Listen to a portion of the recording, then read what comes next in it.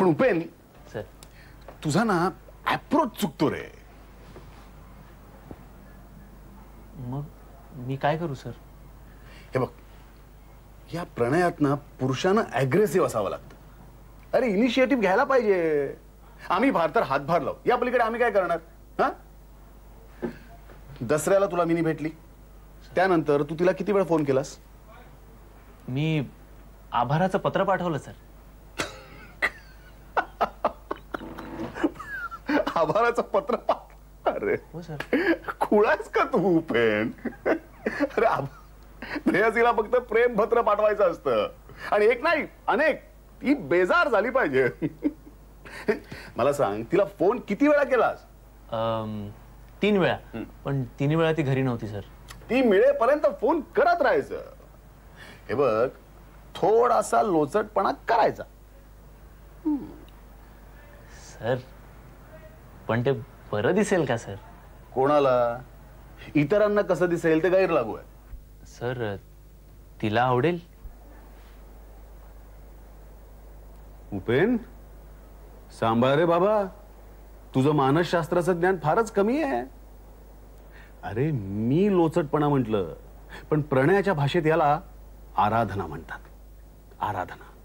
आणि प्रत्येक मुलीला आराधना करून घेणं आवडतं. मी इदूशी कसं जमवलं तुला माहितीये? त्या काळात तिला जे जे आवडायचं ते सगळं मी करायचो. उपेन, मनात जिनं घर केलं ती घरात यायला हवी असेल ना, तर हे सगळं करावंच लागतं. पण सर बहिणी तुमच्या त्यावेळच्या वागण्याची टिंगल नाही करत? करते ना. असं म्हणून आपणही त्या टिंगलीत सामील व्हायचं. आपला संतोष सिंग आपणच सरदार किस्से सांगू लागतो ना, तसं. तेव्हा प्रणयाचा खेळ हा असा आहे. हे बघू काय, तुझं आणि मिनीचं लग्न जमलं तर आम्हाला सर्वांना ते हवंच आहे. पण यापुढे हे काम तुलाच करावं लागेल. तेव्हा सांगायचा मुद्दा असा की दिवाळीच्या दिवशी तू मिनीला अवश्य घरी बोला, तिला सुंदर भेट दे. हे बघ, तिला भेटायचा, तिच्याशी बोलण्याचा एकही चान्स घालवायचा नाही. चान्स मिळाला नाही तर निर्माण करायचा.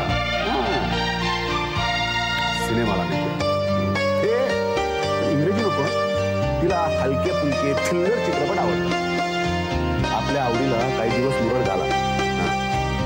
धर्मेंद्र आणि हेमा मालिनी तिची पेट जोडली. आपल्याला ही जोडी भयंकर आवडते असं सहज बोलायचं. मग ती म्हणत, अय्या खरंच मला सुद्धा. इथे या मामूली वाक्यानं तुझी गाडी 1-2 पावलं पुढे गेलेली असेल. आता या सगळ्या गोष्टी कदाचित तू योजलेलाही असशील, आणि मुख्य म्हणजे ही सगळी एक ब्रॉड आउटलाईन झाली. तुला कदाचित आणखीही चांगलं सुचेल, तेव्हा गो अहेड. हा, फक्त एक गोष्ट लक्षात ठेवायची, उपेन, एका मर्यादेपलीकडे आपली प्रतिष्ठा सोडायची नाही. म्हणजे थोडी सोडायची? हो, पण आपण आपली प्रतिष्ठा सोडलीच नाही असा स्वतःचा समज करून घ्यायचा. तेव्हा आता धिटाईनं पावलं टाकायला आरंभ करा. मला वाटतं हे जमावं. Thank you sir. Best of luck. Thank you sir. Thank you once again. आता चल आपण बाहेर जेवायला जाऊ. चल चल.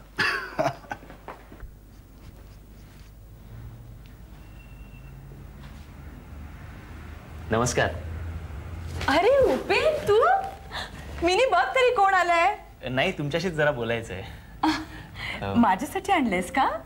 नाही. हो. मला माहिती रे कोणासाठी आणलेस तू ते. बस ना, बस. हो. काय विशेष? विशेष म्हणजे दिवाळीला तुम्ही आणि मिनीने आमच्या घरी जेवायला यावं अशी इच्छा आहे. अरे सगळेच जण आम्ही बाहेर जेवायचं ठरवलं तर कसं होणार? बाहेर म्हणजे आपल्याच माणसांकडे ना. बरं, बघूया. मिनी आर्किटेक्ट काय म्हणताय? सुरुवात तरी चांगली झाली आहे. तुम्हा सगळ्यांचे आशीर्वाद तर आहेतच. ते तर आहेतच. हॅलो उपेनजी. आज आमची गरीबाची बरी आठवण झाली. तुम्ही गरीब? बापरे, मग आम्ही कोण? 3 वेळा फोन केला होता. तरी म्हटलं, कळलं आम्हाला. तुम्ही एकदाही फोन का नाही केला? अहो उपेन, तुम्ही मला आव जाव का का करता? बाई असल्यासारखं वाटतं. हे बरं आहे, म्हणजे तुम्ही आम्हाला आहो जावं करणार, आम्हाला बाप्यासारखं नाही वाटणार. तुम्ही दोघे जण भांडत बसा, मी तुमच्यासाठी काहीतरी खायला घेऊन येते. आणि काय म्हणताय उपेन ताम्हाणे? काय म्हणायचं, दसऱ्यानंतर आपली भेटच झाली नाही. रोज आठवण येते. त्या दिवशी आपलं सगळंच बोलणं जरा औपचारिक झालं. औपचारिक? समारंभात तुम्ही घरच्यासारखे वावरत होते, इतकं की आईला कदाचित ऑकवर्डी वाटलं असेल. नाही नाही, ती तुझ्यावर खूप खुश आहे. आईच आलं लक्षात? नाही, लक्षात आलं. उपेन, तुझ्या माझ्यात एक मोठा फरक आहे. कुठला? आपल्या दोघांना एकच म्हणायचं असतं, पण भाषा वेगळी. म्हणजे तू म्हणालास की आई माझ्यावर खुश आहे. मी सगळ्यांना सरळ सांगते की मी उपेनवर खुश आहे. सगळ्यांना सांगतेस, मला कधी सांगणार? त्यानंतर भेटल्यास की तू ऑफिसमध्ये ये ना एकदा. का? व्हॅकन्सी आहे का?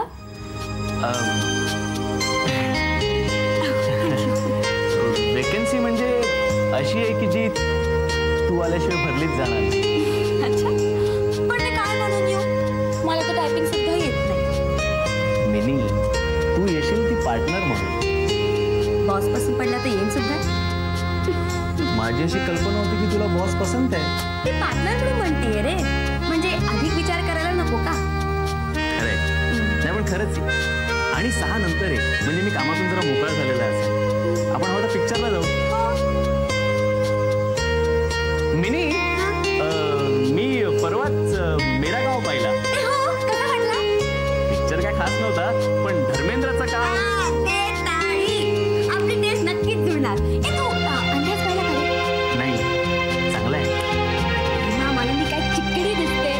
मी ना मंगळवारच्या शेवटी तिकीट बुक करते. ओके, तुझं माझी अब्रू काढणार की काय? तर पिक्चर मी दाखवायचा की तू? आणि त्यात पुन्हा माझ्या गर्लफ्रेंड बरोबर पहिलेच पिक्चर. थोडी दुरुस्ती आहे. पहिल्याच गर्लफ्रेंड बरोबर पहिलं पिक्चर. काय म्हणतो उपेन? तुला अजून कोणी गर्लफ्रेंड नव्हती का? नाही, आतापर्यंत सगळ्या भेटल्या त्या परिचयातल्या होत्या. पण फ्रेंड म्हणावं आणि अभिमान वाटावा अशी पहिली तूच. मग मंगळवारी अंदाज आणि मग दिवाळीच्या दिवशी तुम्ही जेवायला येताय नक्की? दिवाळीचं पाहते मी. त्या दिवशी मला वाटतं मला एक अपॉइंटमेंट आहे. मिनी, मी येणार का असं विचारलं नाहीये, यायचंय. आई सुद्धा येते. आईला कशाला बोलवलं? का? नाहीतर काय, आपल्याला संकोच, तिला अडचण. पण मिनी, आता मी बोलवून बसलोय. डोंट वरी, आईला काहीतरी काम देखील अशी व्यवस्था मी करते. स्मार्ट आहेस तू. खरं सांगू का मिनी, मलाही खरं तर हेच हवं होतं. पण हवं असलेलं कसं मिळवावं ते कळेना. शिका उपेनजी, आमच्याकडनं जरा शिका. मिनी, तू आईवर आणि अनावर काय जादू केली आहेस ग? कसली जादू? तुझ्या इतकी छान गोड मुलगी आजपर्यंत पाहिलीच नाही असं दोघींना वाटतं. लांबून मी हेमा मालिनी सारखी वाटते असं सगळे म्हणतात. वय लांबून लांबून तू सुंदर दिसतेच, पण जवळून जवळून रॅविशिंग. या रॅविशिंग हा एकच शब्द असू शकतो. पण मला डोळ्याखालचा भाग जरा खोल आहे असं वाटतं मला. मिनी, अगं प्रत्येक अवयवाचा वेगळा बघायचा नसतो. टोटल इम्पॅक्ट काय, म्हणजे नाक, डोळे, जिवणी, कपाळ असं वेगवेगळं बघितलं ना तर चांगलं दिसत नाही. पण तरी सुद्धा मुलगी चांगली वाटते. आणि तुझ्या डोळ्यांबद्दल बोलायचं ना तर मला ते सगळ्यात जास्त आवडतं. कारण ते खूप बोलके, पांढरा. पुरे मग मंगळवारी सिनेमा आणि दिवाळीला जेवण ठरलं. ठरलं म्हणजे हेच, मंगळवारी सिनेमा, अंदाज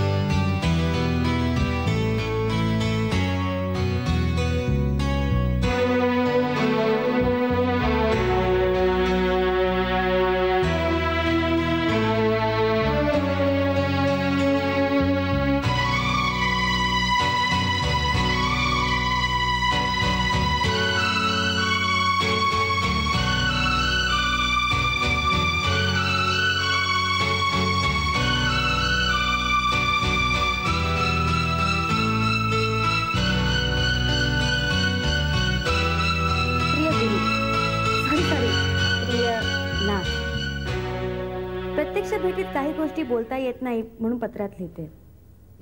तू माझ्यासाठी 4 वर्ष थांबायला तयार आहेस असं म्हणाला खरा, पण माझ्याशी लग्न करण्या अगोदर तू 10 वेळा विचार करावास असं मी म्हणेन.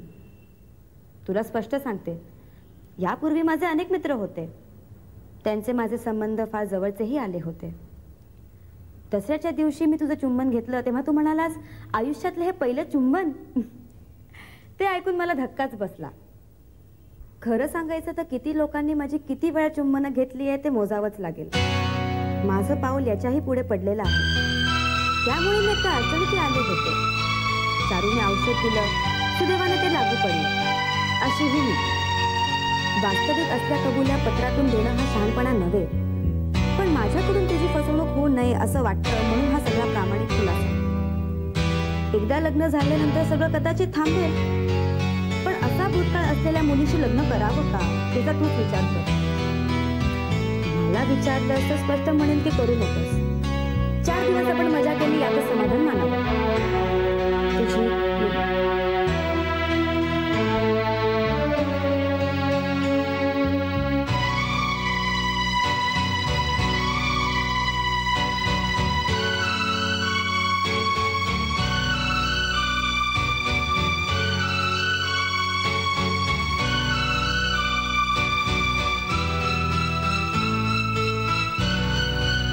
प्रिय मिनी, तुझं पत्र वाचलं.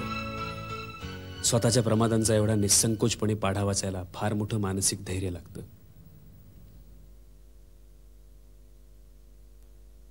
माणूस फार सुसंस्कृत असावा लागतो.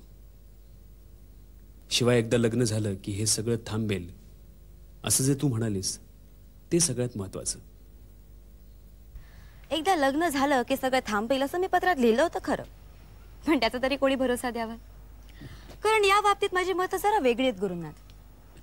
स्त्री पुरुष संबंधाच्या आपल्या समाजात जरा जास्तच भाव केला जातो असं मला वाटतं. म्हणजे तुला नेमकं काय म्हणायचंय? बघ ना, पूर्वीच्या काळी ऋषीमुनी तर वाटेल तसे वागत. शिवाय लंडन, इंग्लंड, अमेरिकेसारख्या जागेत तर लोक लग्नच कशाला हवे असा प्रश्न विचारू लागलेत. अरे परवाच कुठेतरी वाचलं, सोफिया लॉरेन, जेन फोंडा स्त्रिया तर लग्न केल्याशिवाय राहतात, तरी त्यांना मुलं होतात. अरे वा, या क्षेत्रातला तुझा अभ्यास बराच दांडगा दिसतोय. थोडक्यात काय, लैंगिक भूकेचं आपल्याकडे उगाचच अवडंबर माजवलं जातं असं मला कधी कधी वाटतं. म्हणजे हे माझं नक्की मत नव्हे, पण लग्नानंतर सुद्धा असंच वाटत राहिलं तर काय घ्या.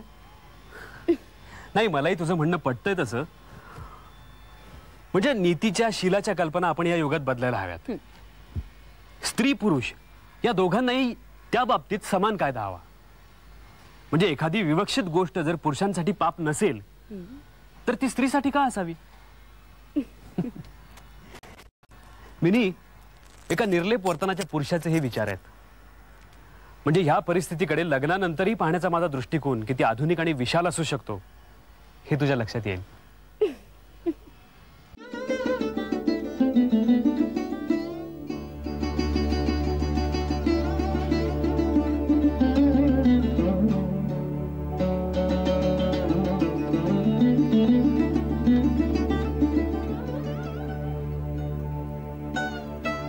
पंडित, ते मिनी कोण?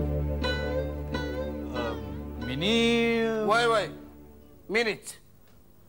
त्या हलकट पोरीबद्दल तुला काय बी ठाऊक नाही? गुरुनाथ तुम्हाला काही बोलला का? ते येडं सांगताय मला, म्हणून मी तुला विचारतोय, ही मिनी कोण? काही नाही, माझ्या बायकोच्या ऑफिसमध्ये नोकरी करते. तिचं काय? पतूर आलाय तिचं आमच्या गुरुला. हो, कधी? आज सकाळी डाकन.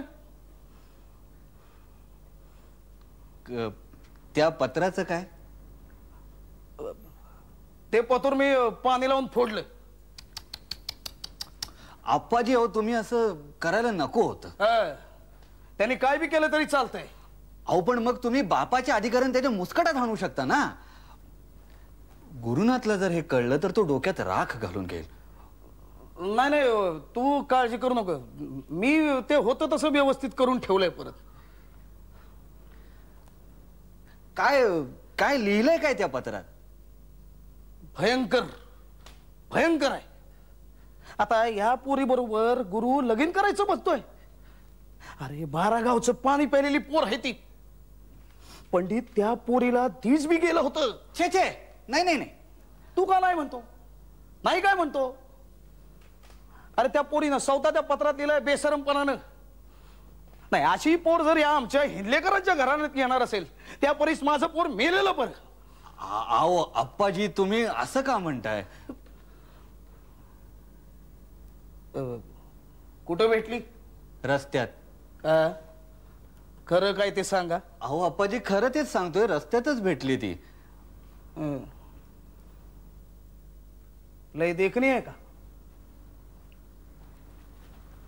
सुंदर आहे.